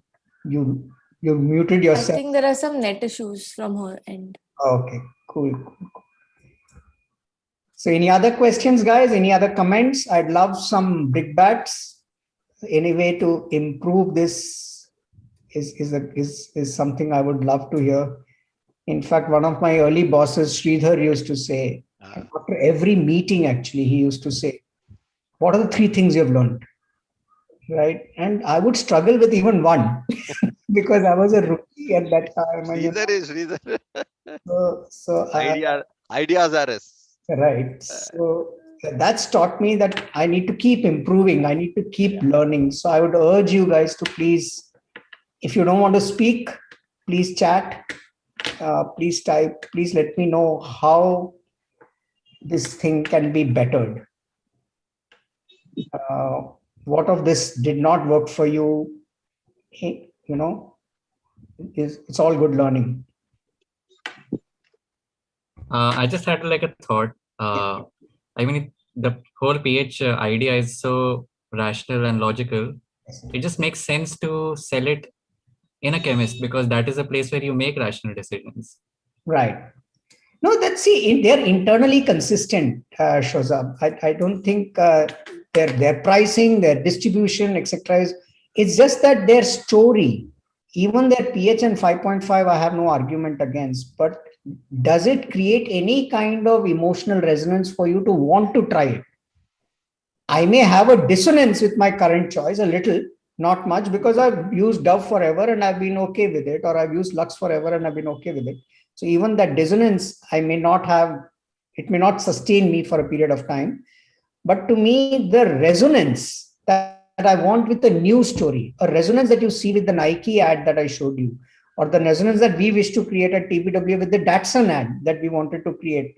People who are fed up with a Maruti, and that's not a big number, right? Most people, Maruti is a default choice. हर जगह service मिलती है, spares आसान है, अच्छा mileage देती है, और क्या चाहिए गाड़ी से? Buy a Maruti. That's the default leader argument, right?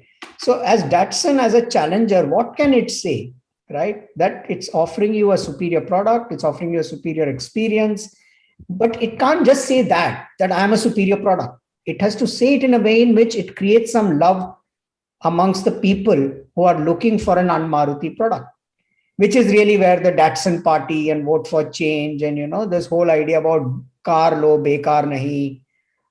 So that piece of the jigsaw is what I think is really the next step for Sebamed to do. Because otherwise their proposition, internal consistency on the proposition, I can't disagree. You're right. It is their foundations are logical. They are expensive. They are likely to be more pharmaceutically minded people who are likely to look at it first. My only thing is, which is where to me the Google Trends slide that I showed you is very telling. It spiked one day and after that it hasn't seen that spike, which really means the day it got released, there was some intrigue about it, but it hasn't caught on in imagination of people. And to do that, you need to have something which is culturally disruptive, which is what a Tanishq does, for example, which is what a Tata Tea did, for example, which is what Apple does repeatedly, despite being a leader, time and time again.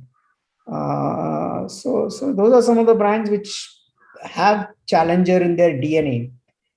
So that's something, as I said, is really, as I see it, the next step for this brand. Sneha is writing, their target audience, the high-end consumers, are also accustomed to body wash and shower gel, which have propositions of purity. So our soaps, they really may not be, but which is where really to me, they wanted attention and they wanted PR mileage, which they got. So now after that, what do they do next is really what is important.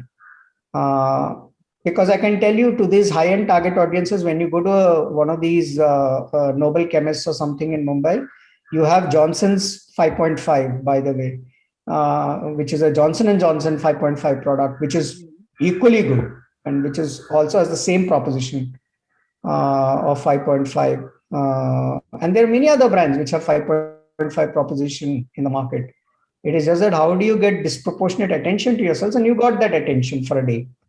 What do you do after that is really what strategy in this I have one thought on this. Yeah. You know, I think we have to question the source of business for Sebamed. It is a very restricted source of business because all others are basically cosmetically located brands. Right. You get the point. Yes. So they will always remain a big fish in a small well. If that source of business is very small. But highly profitable, I guess. But highly profitable. Highly profitable. No doubt about it. No doubt about it. Yes. It's like the sensitive teeth segment of toothpaste. Sensodyne. Yeah. Sensodyne. Very profitable, or very small. Because the incidence of sensitive teeth is only 5 to 6% in the population.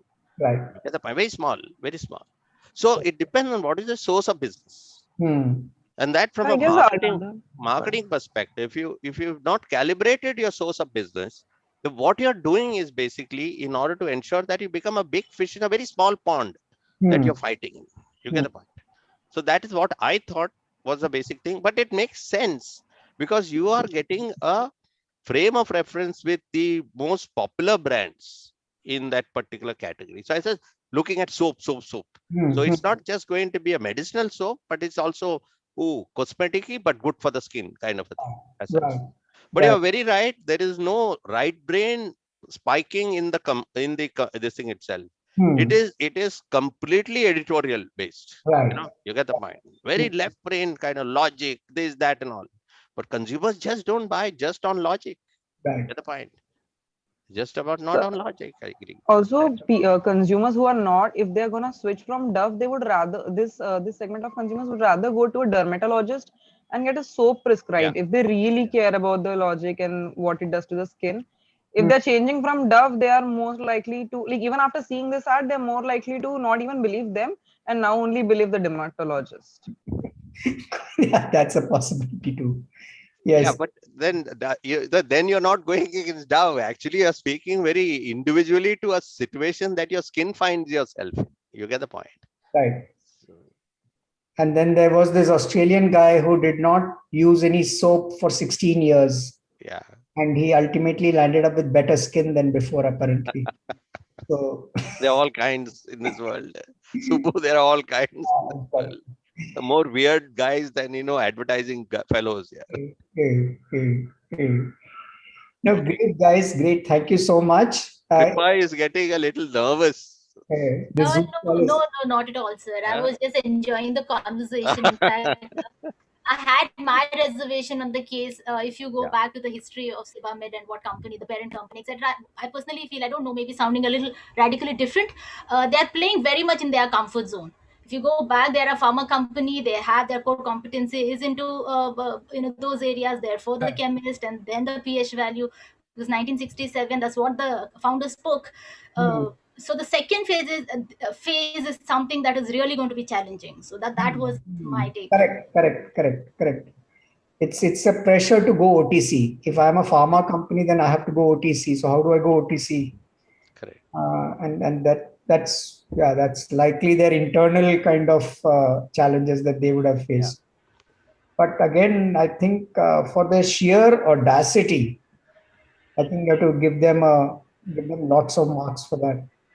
And the fact that they're legal approved it, which is at least to me the single challenge we as advertising agents legal approvals. We can come up with all kinds of ideas and all kinds of propositions, but is it legally defensible? Very true. When we discuss in the class also, the students can't find that any proposition can go ahead. No, we can't. Just can't. Just about can't. That way, I think it's admirable what they've done. Yeah. Should we conclude? Sorry. Yeah, please. Should we conclude? Any questions or comments? Yeah, I'm good. Yeah, I think everything was cleared. So I think we are good. Cool. Okay, so thank you, Subbu sir, for this enchanting session. Truth be told, we've learned much more than we thought and imagined, and the vigor and passion with which you talk, planning and advertising. We only hope that this has rubbed off on us also a little bit. And with this, we come to the end of the session, and I would now request Krupa ma'am to extend our vote of thanks. Thank you. Thank you, Shivani. Subbu sir, thank you so much for this insightful session. Definitely a lot of different perspective. Love the three component that you told us: the contest, the crazy, and the culture. I think the culture is something that is more dangerous at the same time. Takes a lot of time to evolve in itself. Thank you for bringing this, and my heartfelt gratitude to Jacob sir for inviting you. And we request on behalf of MarQuest and Big Wigs team that collaborate with us for long time, for long term. That's what we Yes, look yes. forward. And Only if you put a kind word to Isaac, right? Tell him. Come. Yes, of course, we will call you definitely back. Most certainly. Jacob sir, thank you. Thank you for being there unconditionally and round the clock, irrespective whatever we do, and giving us this liberty and opportunity. And whatever I say, it'll be, I mean, my words wouldn't justify, therefore let me limit my words. And my a big thanks to both first year and the second year IMC program students, virtual interaction, the endurance that you have shown for this setup. Thanks for being tolerant. Thank you for being so enthusiastic. You have performed really, really well. Second years, you have trained your juniors brilliantly, and we are very proud of you. And I would like to thank my colleagues from marketing department, also the cross-functional area, who have joined for their gracious presence and encouragement. Finally, Monica ma'am, thank you for being there. Again, I've learned a lot. We all together have learned a lot from you, and your inputs were definitely, added a lot in terms of information. And PR team, Rashmi, Arvind, and Danish for support. For all the live stream. Thank you for even also helping us in the dry run. And finally, once again, each one of you, thank you for being there